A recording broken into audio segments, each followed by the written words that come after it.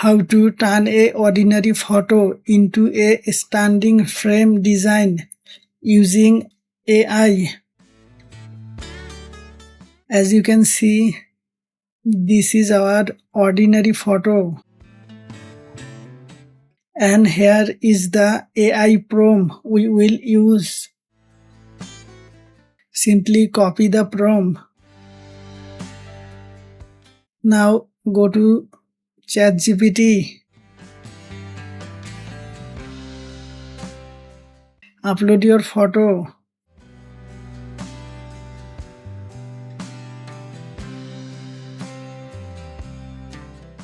And paste the prompt.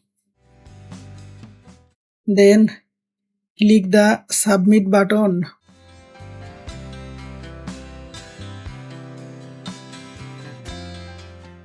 And just look at the result.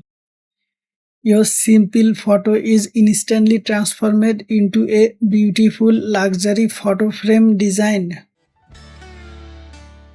Now your image is ready for social media post, profile picture, poster, or even print design. Don't forget to like, share and subscribe for more AI creative tutorial.